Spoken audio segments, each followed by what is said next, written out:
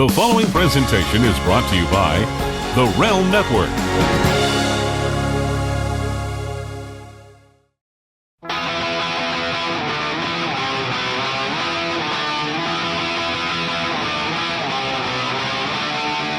Okay, we're here, and on this edition, I'm jumping around. I feel a little froggy. I got my green shirt on, and we talk about it all the time here on the BDE on the Realm Network.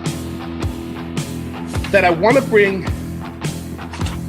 the whole point of the DeMott experience is to bring on guests and to bring on people that coach people and do things. And I want to meet people. 28 years of traveling around the world and wrestling and being in all these great places, I haven't stopped to smell the roses. And that's what this is here on the Realm Network. It's a podcast. We have a lot of fun with Face Value. Every Thursday, you can tune in to me and Miss Paula talking about the NFL. On this edition, I'm excited. On this edition, we're going to talk up to one of those coaches, to somebody who's coaching youth, to corporate, to me. Today, my guest is going to coach me. But before we get there, I want to take care of some business. I want to talk about my friends at Amazon. Support this show. Go to BillDemottExperience.com. Press the Amazon button.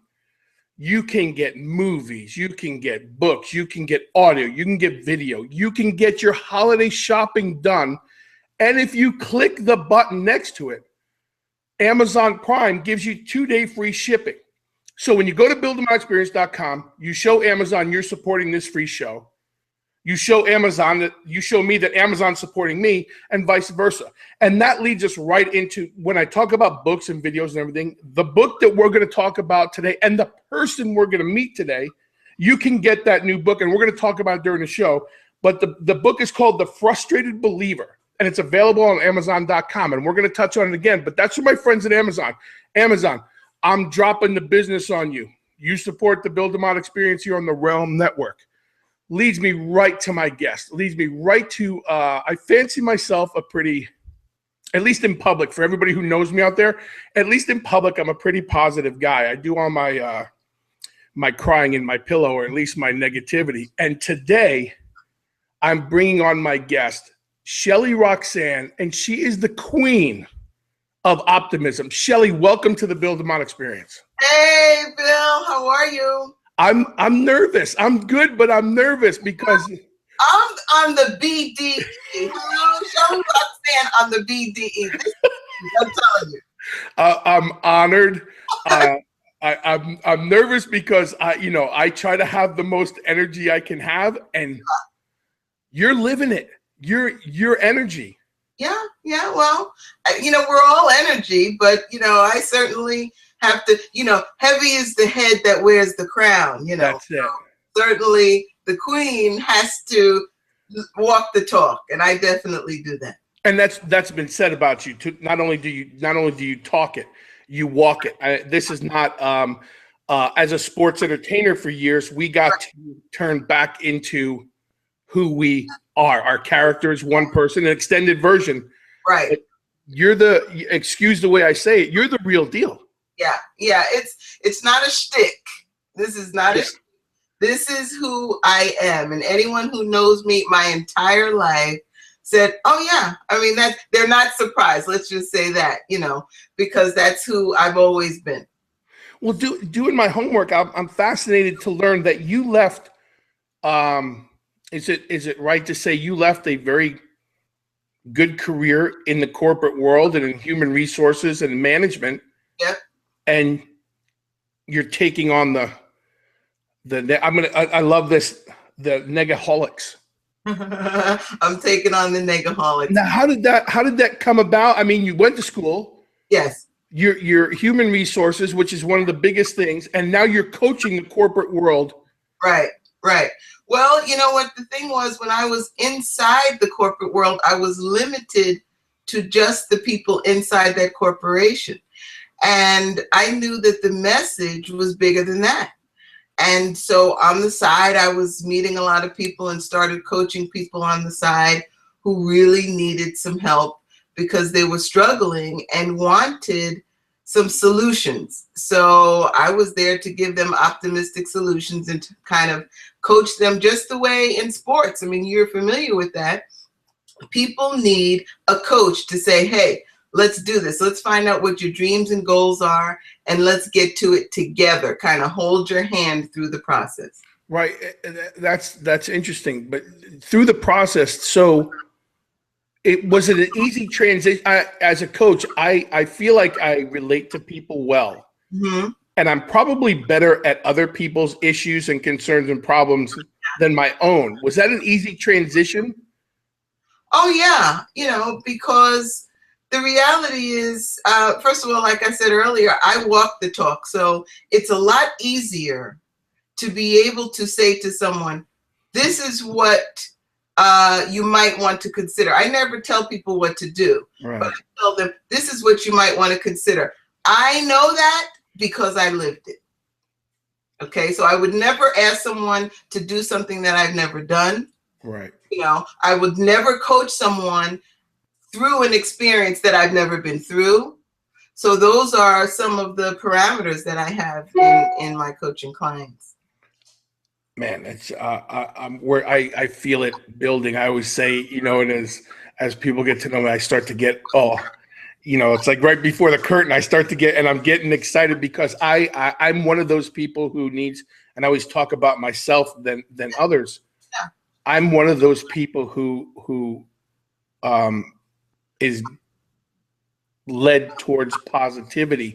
Right. And so have you come up, I'm sure you have, but have you come up against, with all the positive things out there and all the people that say they can do this and do that, and it's kind of, I don't want to say it's a flooded market, but with all the self-help, yeah, what do you contribute your success to? Because you're on the top of positivity. I mean, and it goes, and we'll talk about the Academy for the Boys and the website and your radio and your television.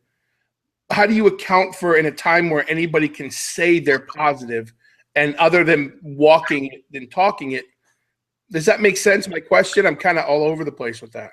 Okay, well, the thing is, you know, optimism and an optimistic lifestyle is beyond positive thinking. So positive thinking is one thing, okay? It's great that, you know, people think positive. Right. But the reality is a lot of people are what I call faking the funk, okay? Right. They don't really, when the rubber meets the road, okay, when adversity hits them, they completely lose all of that stuff that sounded good, and they lose it. My thing is, that's when your true test of character comes. How you behave when your back is up against the wall. Right. Do you lose it? Do you panic? Do you freak out? And so there's a lot of secrets in the book, in The Frustrated Believer, to help that person who is frustrated but wants to live their life to the maximum. I'm talking joy and fun. This is what life should be about. We're not here for a long time, but we are here for a good time. That's what I believe, you know? So I think that we should be having a good time. And yes, life happens to optimists too. I mean, in the book, I tell all the stories about, you know, suddenly losing my mother and, you know, family members with terminal cancer and all kinds of things that I went through, losses and different things. But that's how having the right mindset gets you through that quickly and without a lot of scars. Right. And being a parent.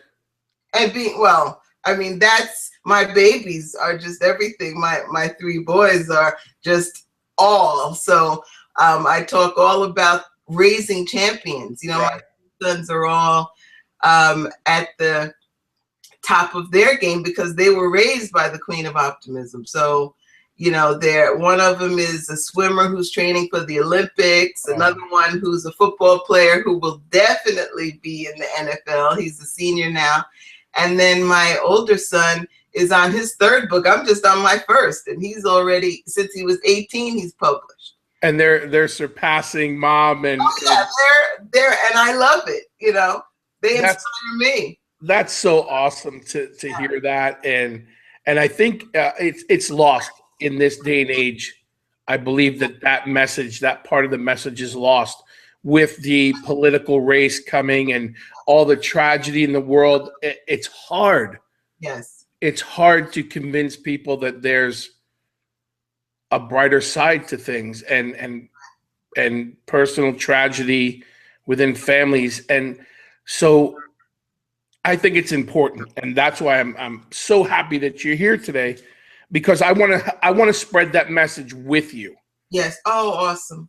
And I want people to know that there's a better way. I'm a Christian. Awesome. And I know there's more to me than what meets the eye. And that's why we do the Build DeMott experience. And that's why we have guests as yourself on there, because I want to spread that message. And it's more than just saying it. Like you said, you can be a positive thinker, but so does it come into spiritual, emotional? Well, yeah, I mean, I certainly respect people's right to believe whatever they do. Right. You know, and people ask me, you know, well, a frustrated believer, is that only for Christians or is that only for a certain? No, because I believe that we're all believers. Even atheists believe something. Right. You know, and so, but, you know, one of the first chapters in the book, which is the first step on the journey to, you know, figuring this thing out, which is really what we're supposed to do. We came here to figure this thing out. Right. Before we surrender this earth suit, we're supposed to figure things out. And the first thing you have to do is examine your own BS. That's the first chapter. I love it. Please explain it. Okay. I love it. Examine your own BS means belief system. Check your belief system, because we live life through that. It's our filter. That's how we see the world, is through our own BS, and we all have it. Okay, so all the tragedy, as you said, and all the things that are happening, the racial division, the religious division, and all of that's happening in the world, is we filter it through our BS. Okay, so we interpret what it means based on our belief system. Right. So we have to check that. So if we're not seeing it the right way, we need to go back and check our filters and see, okay, am I looking at this the right way? Maybe I need to change the way I'm looking at things. And that's really what an optimist does. Is it's not about, you know, glass half empty, half filled, you know, the cliche. It is, though, about seeing the possibilities, seeing things differently than most people look at them. And being open to change. Change is critical to the process, because, you know, frustration, first of all, is a precursor to change. You have to be frustrated about something in order to change, or else change just doesn't come. Right, right. Okay. But, you know, I've been telling people, you know, with all the things that are happening out there today, like you said, the tragedies, the shootings, and all these horrific things, is, you know, I'm telling people, listen, America is pregnant. Okay, America's pregnant, and it's in labor. And all of the things, that's why I came out now with the book, as I said, America's about to deliver something. Everything that's happening, they're contractions. Something's gonna happen. I don't know if you're, you know, if you're a dad, if you have children. Yes, ma'am. So then you have certainly witnessed a delivery room process. Yes, ma'am. So that the contractions at first, they start pretty infrequent, and as you get closer to delivery, the contractions get more intense. That's what's happening with us as a country right now, as a world. We're about to deliver something. The question is what? That's a great analogy. That's tremendous. Yeah. So what are we going to deliver? So I see us all of us are midwives through the process to help America. You're doing your thing on the BDE to help shift the narrative so that people are looking at this stuff, not just what, you know, other parts of the media are feeding this negative. Let's change the way we're looking at this. We have the ability to completely change this thing around, you know, but we're numb. I mean, it's just kind of numb. I'm here to wake people up. That's why it took me 9 years, Bill, 9 years to release this book. Wow. 9 years, because I wanted it to be the right time. I didn't want, there was a lot of voices out there, like you said. Right. You know, everybody was talking, and I didn't want it to get lost in the sauce. I wanted to feel I really have something important to say, and I knew this was the time. And so here we are. Well, I think that's what we, and again, it's the BDE. So my opinion is what I share, and I think that's what's needed.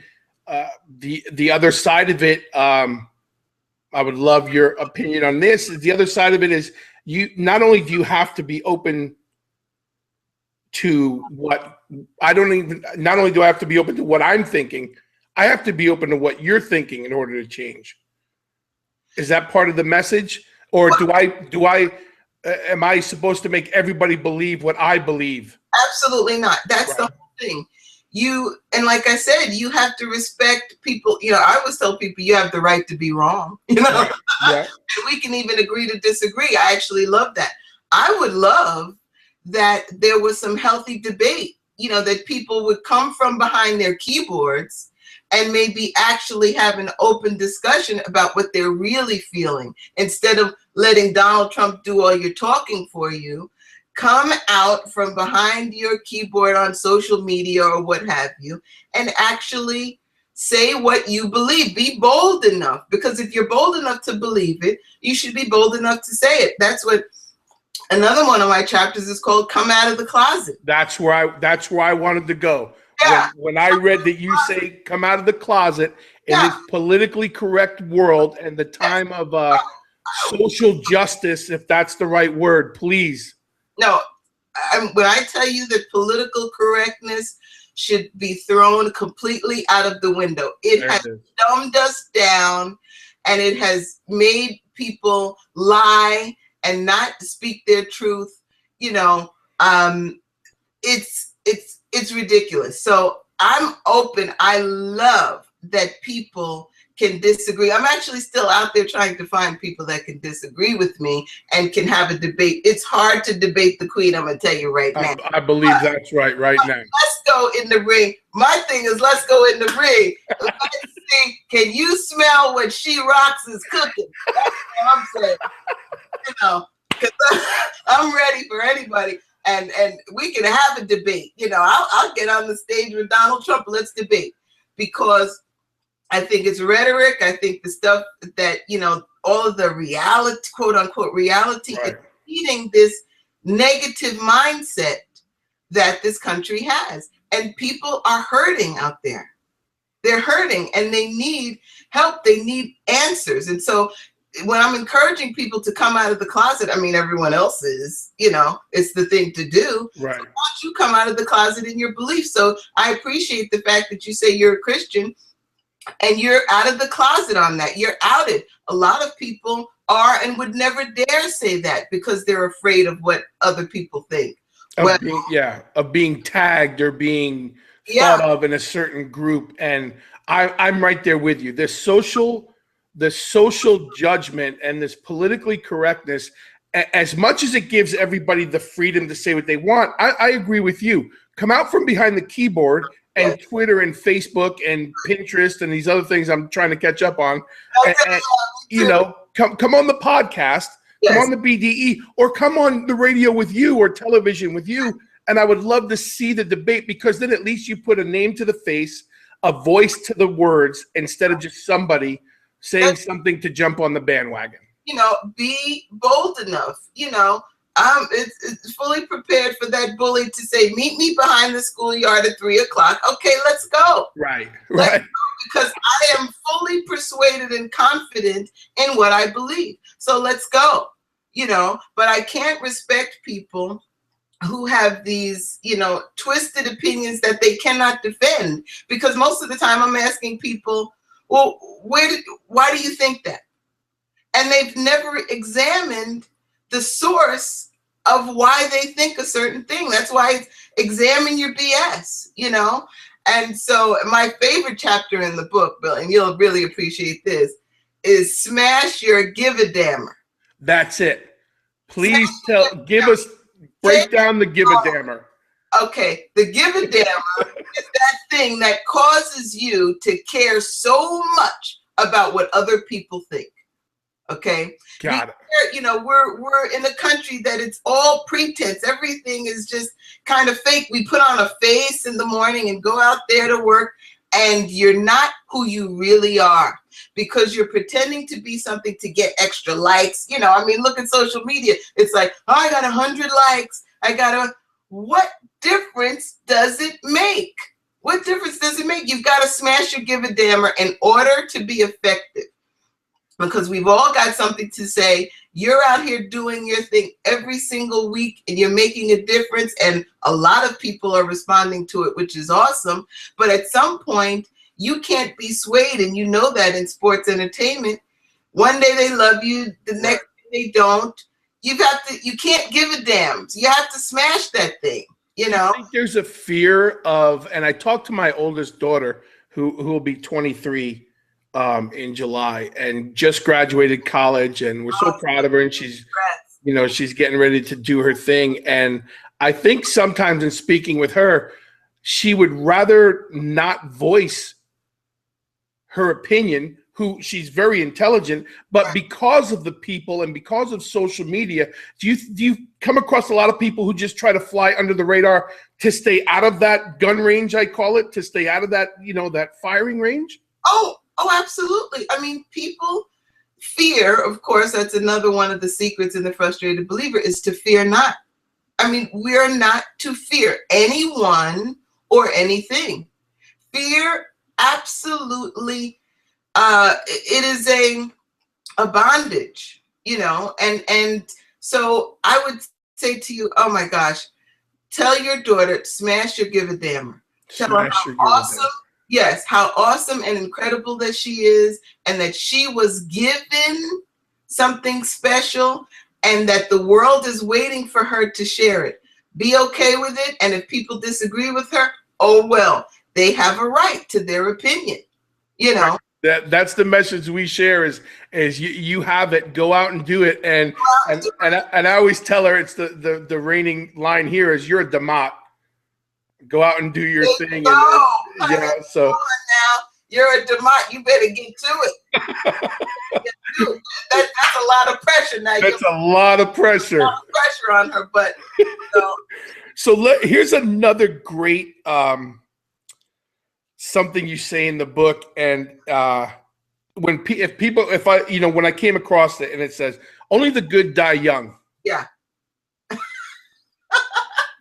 So the first thing that comes to my mind in a humorous way, well, then I'm going to be around for a long, long time. Yeah, well, there you go. So please, and again, thank you so much for this. It's enlightening. I want people to go get this book, but touch on only the good. Only the good die young. Well, first of all, it's one of my favorites. Billy Joel to me is one of the most incredible lyricists.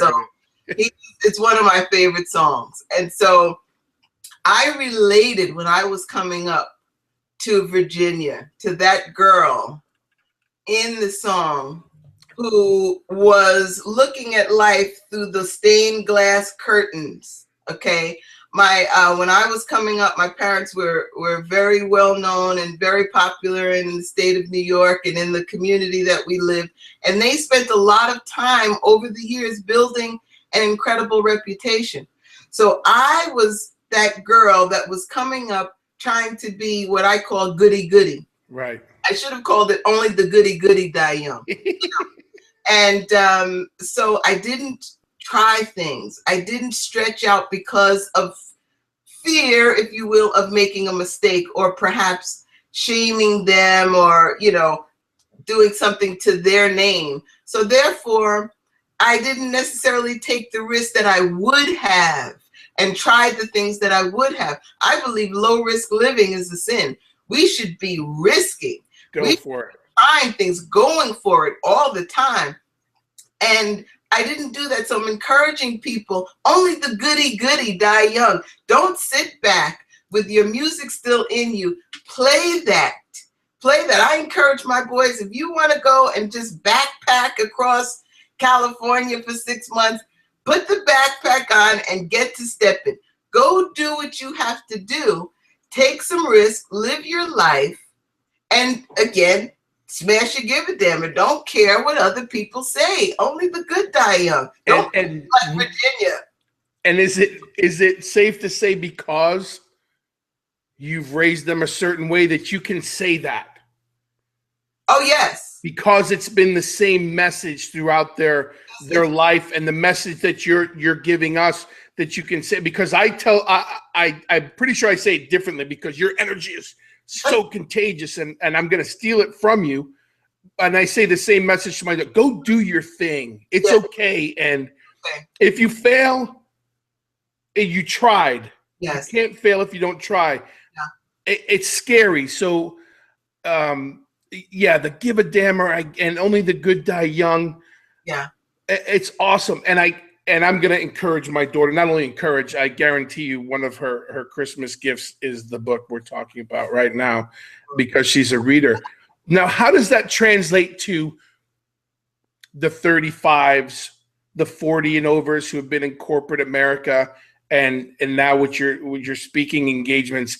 Do you find it resonates more with the young people, or old guys who are old men and women who are set in their ways and are just trying to keep their job? Right. You know what's interesting is that I have super young people who are responding so positively to this.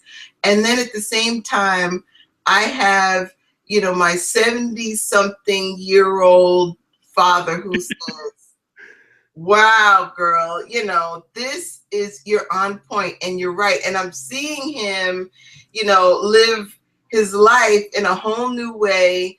And he had triple bypass about, actually just about a year ago. Oh, and I said to him, okay, you want to live or what?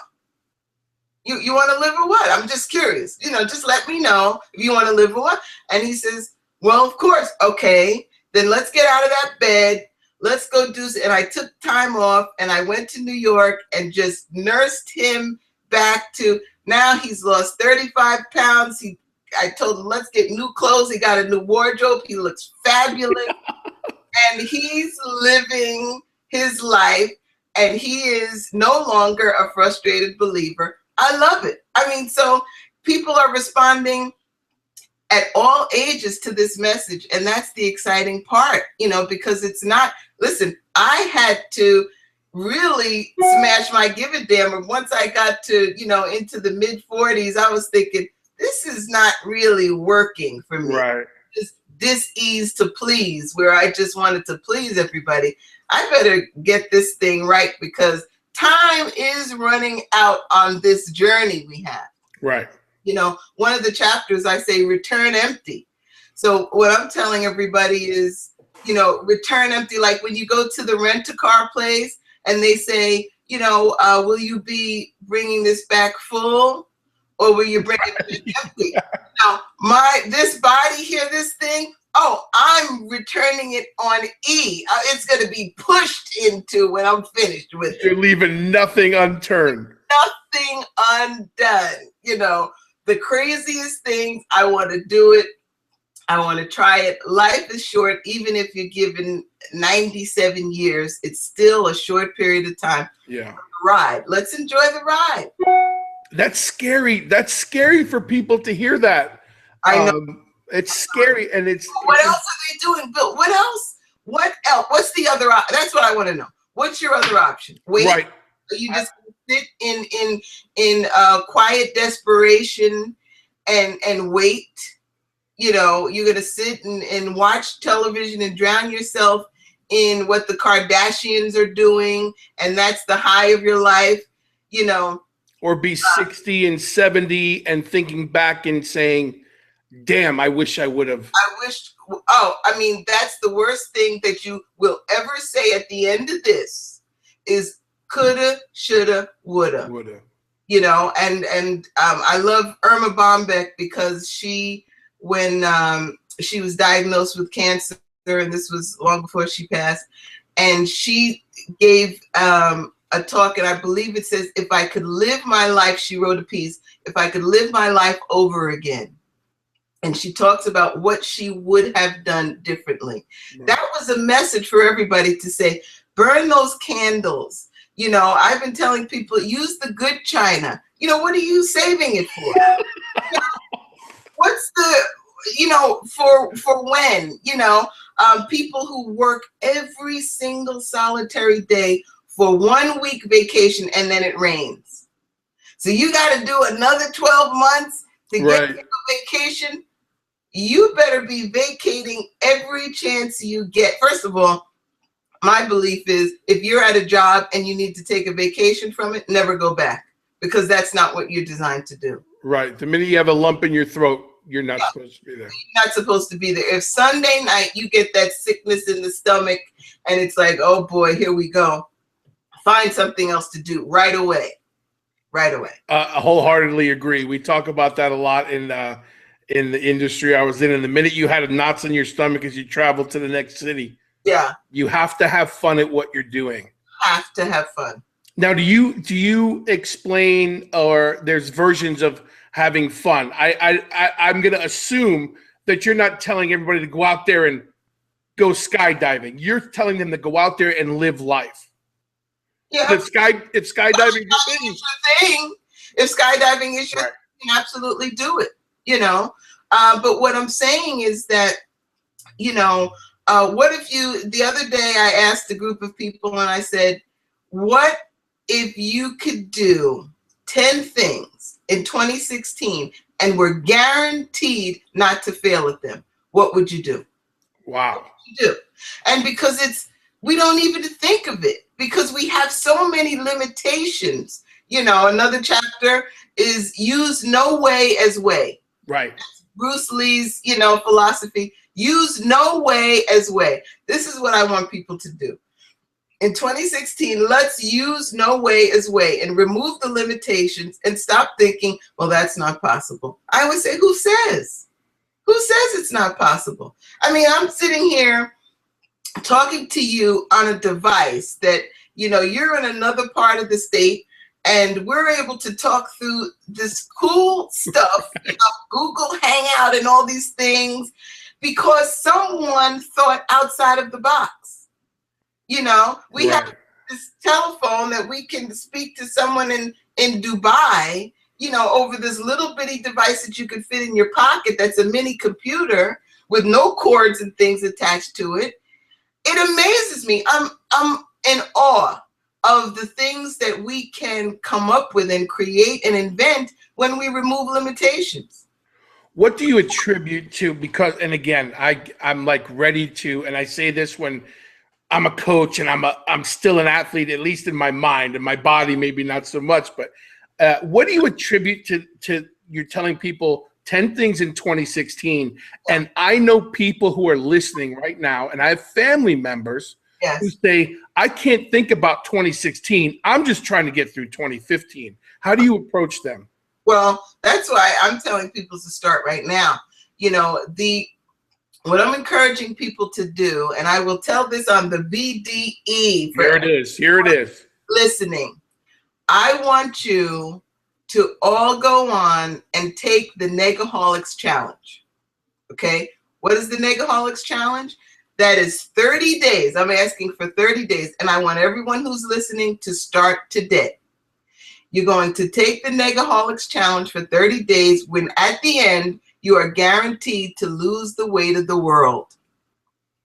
Guaranteed to lose. That's a heavy challenge. Okay, in 30 days, because people are feeling a heaviness. Like you said, they're like, I can't think about 2016. It's the 9th of December. You know, I've got more month than money. I've got, you know, all kinds of, you know, all kinds of things happening today. Shelly, what do I do today? Right. So you take the Nega-holics challenge. What is that? Is you go on the Nega-holics diet for 30 days. All right. That means you follow the 10 commandments to optimistic living. It's on my website, thefrustratedbeliever.com, and you click on the top, and the Nega-holics challenges there, the 10 commandments to optimistic living. I want people to follow them for 30 days. And it's best if you do it and you let other people know you're doing it. So you have a buddy that checks you and say, hey, are you doing this? Are you doing that? It will drastically change your life. You are guaranteed to have a new year like you've never seen before. And so everybody on iTunes, we have a lot of, and I want to make sure I have it up here right on the screen. Yeah. It's the Nega-holics challenge, the 30-day challenge. And they can find it at frustratedbelievers.com. The frustratedbelievers.com. So everybody on iTunes, you have to accept that challenge. If you were watching, everybody on iTunes, I'm sitting a little taller right now. I feel like I love being coached. Buff and stuff. I'm getting all swelled up in the chest, and because I love to be coached. And when someone is sitting in front of me, and that's what we're doing, like you said, through these crazy computers that are there, you have me, you have my attention, and it's always the delivery for me, because you're not someone who comes across and goes, that. You're saying with a smile and with passion in your eyes and that body language of do this because you can do this. Yeah, I mean, I am begging you. Life is so much more magical than we can actually think. It really is. And it's just not what it looks like. It's not what it looks like. What is happening for you and not to you. Whatever people are experiencing, it is a gift. And if people see that everything, even what they see as adversity, if they see it as a gift and unwrap the gift, life completely changes. I'm telling you, life is awesome. It is awesome. And you have to live it. You have to live. Well, the shame would be that you get through this thing and realize you never really lived. You know, and this is what I'm seeing. I'm seeing in a lot of people that I talk to that are in their senior years, you know, in the 70s, 80s, and they have regrets, you know, and that's a shame, you know. So any of us who are not yet there but are on the journey there, we have a chance every morning to go, okay, I'm going to do something different today. And don't submit to the fact that this is the hand you were dealt and I got to play it. Oh, you do have to play it, and but you can create your own hand. There's more cards in the deck. Oh, there's a lot more cards, but even that, you can turn that those cards into something amazing. Look what people have done with a lot less than you have. Right. You know, because that's part of why people are frustrated, is because they're under the misconception they're missing something. Right. Everything you need for this journey was already packed when you got there. It's in the bag. You just have to take it. Get it. Dig in there and get it. It's already there. You don't need, if you don't have it right now, you don't need it right now. Work with what you have. Work with what you've got. Unbelievable. Can we talk about quickly? I mean, we could talk about a lot of things. Can we talk about the Leadership Academy for Boys? Yes. Yes. Please tell everybody about that. OLAB was back in 2007. I wanted to do something. I wanted to show that one person could make a difference. And as a mother of 3 sons, I saw what was happening in the world, that girls were excelling at an exponential rate and boys were moving backwards. I saw it in relationships, that the woman made more than the man, and guys were being, you know, emasculated. I'm just gonna put it out. I'm gonna put it out there. Yes, ma'am. All of our superheroes, everybody now is Supergirl. It's all about the girls. Okay, now that's great. You're a father of a daughter. You have girls, so you are okay with that.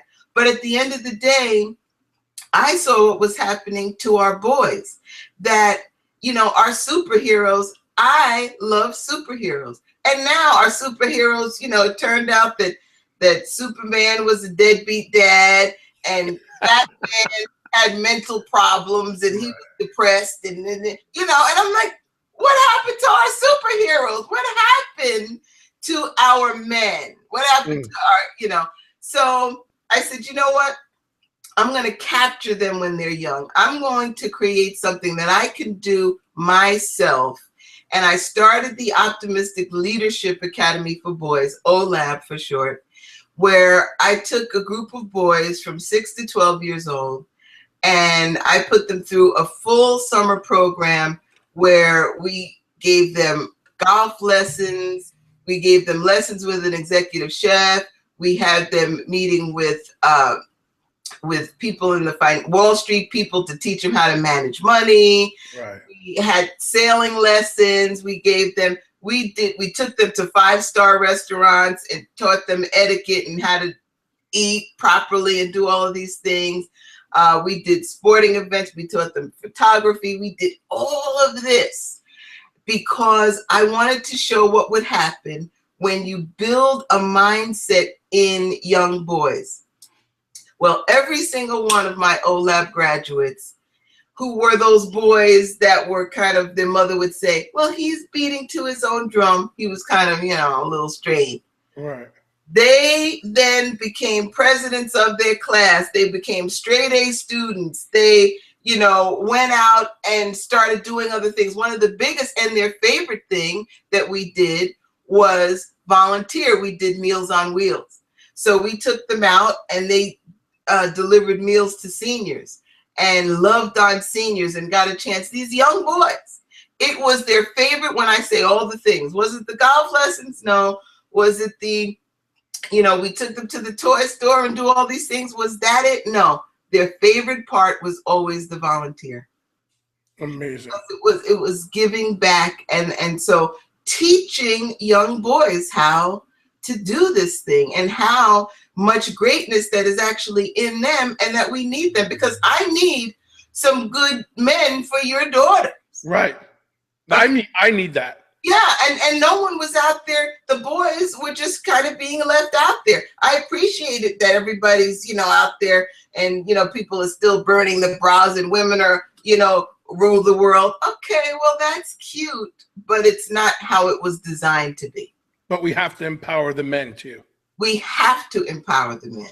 I have a 7-year-old son who I spend an enormous amount of time building him in that direction, because much like I want a good man for my daughters, I want my son to be a good man for someone else's daughter. Exactly. That's awesome. Yeah. And the schools and everything are actually, you know, designed now for girls. If you notice, because they're still, boys need to be moving about every 20 minutes. You know, right. Your son, I mean, it's got to be happening. Yes. And girls can sit and just be chatterboxes. You know, they can just talk for 8 hours and that be what they do. The school now is designed for the girls. So you'll see that a lot of the boys are struggling in school and a lot of the boys are having a harder time because they're trying to fit in to a system that's not designed for them. Right. You know, so I'm challenging people to let's relook at our education system in this country and figure out what we're doing, and that there's different learning styles. We need to make this work for the boys too. Give the boys a chance. Options. Give them options. Give them options. Give them options at home. Give them options at school. Absolutely. And then, you know, in life, because, you know, it's sadly, in sports entertainment, what we're seeing with a lot of these guys now, all of a sudden, domestic violence, you know, is an issue. Why? The fact is that guy is first of all, he's trained, and that's a whole nother conversation, because I want to be one day with you and Miss Paula and talk football. It's a date. It's a date. But, you know, what we create in our males and this expectation that we have of them, but we don't give them tools. You know, we're out there saying, build a house. Okay. And we're giving them the expectation that they're supposed to do it without tools. You know, I always say that we love our daughters you know, we raise our daughters rather, but we love our sons, you know. Right. Okay. So we raise our daughters. We tell her, okay, girls are, you know, not supposed to do that, and the lady's supposed to do this. And we tell girls, we give them the tools of how they're supposed to be. But a boy, we just have expectations, and we just love them. We love them, but we don't give them any tools. Right. You send them out there almost. We're like, I can't believe you. How could you be like this? Because nobody told me how to be any different. You know? It starts at home. It starts at home. It starts at home. This is awesome. Bill, I'm having such a good time. You are awesome. I love Thank you so much.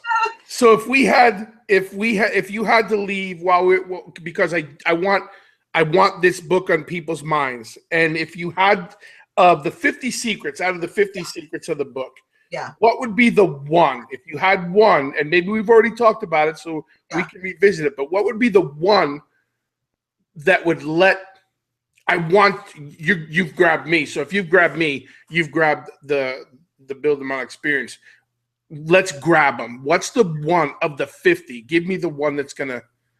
I would say of the 50, there are so many, you know, but of the 50, I would say the biggest thing is it's not what it looks like. That's one of the secrets. It's not what it looks like. So the thing about living an optimistic lifestyle is when you change the way you look at things, the things you look at change. Sometimes you have to take that problem and turn it upside down and turn it inside out. You have to change the way you're looking at it. Right. So the biggest thing is it's not what it looks like. All of these, and I'll use it, I don't mean it the wrong way, all these phrases that we're talking about, I've heard my whole life. Come out of the closet, the good die young, it's not what it looks like, the BS. And you've taken things that at 50 years old, I've grown up hearing, and you've given it a whole new meaning. And it almost makes me think, and I want to go apologize to my mom and my dad and my grandfather, because maybe I wasn't listening to the way they were saying it to me. Exactly. And that's the point of it, is that I wanted to use familiar phrases to help people to recognize, you know what? Maybe I should have changed the way I was looking at that when mom was saying that, and another chapter is, nobody puts baby in a corner, people are familiar with that. Yes. And the whole point of that is that you're not a victim, in this thing. No one can do anything to you without your permission. Only baby puts baby in a corner. Right. Nobody puts baby in a corner. So I like to take things that people are used to hearing and present it to them in a whole new way and give another perspective. That's what optimism is all about. That's what the Queen's message is. It's all about perspective. You are the Queen. That is just awesome. I struggled with a long time. I don't know if I struggled with it. I think now that I've at least understand it, and it's exactly what we're talking about. As a coach, you tend to bring the way I was coached. I brought that coaching into my coaching style. Right.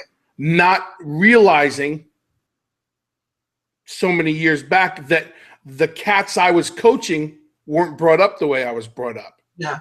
So you have to re-examine that all the time. Yes. It's okay to. It's not.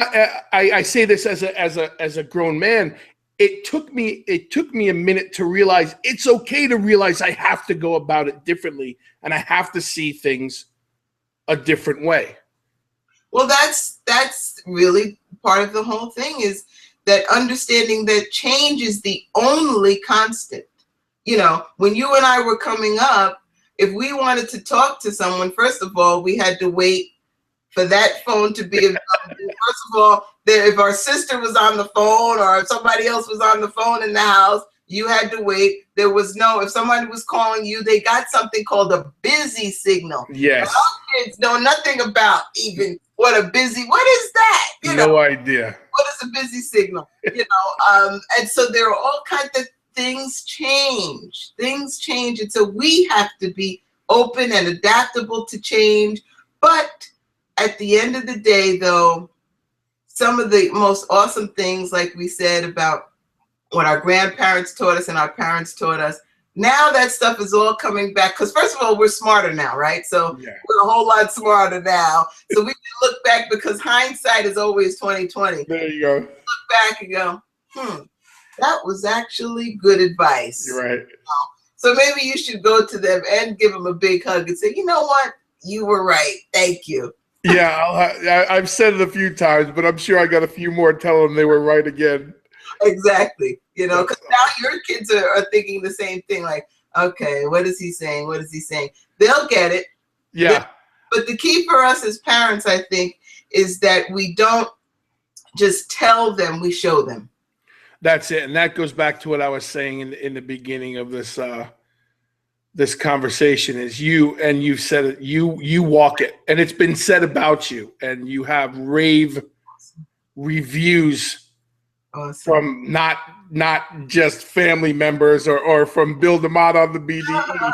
Your reviews are because you do walk it, and it's a genuine, I fancy myself a pretty good read of people in the first 5 minutes, and you go, sometimes you go, well, this is going to be a challenge, or that guy's going to be a struggle, or maybe I don't want to deal with him right away. And it's clear from the jump.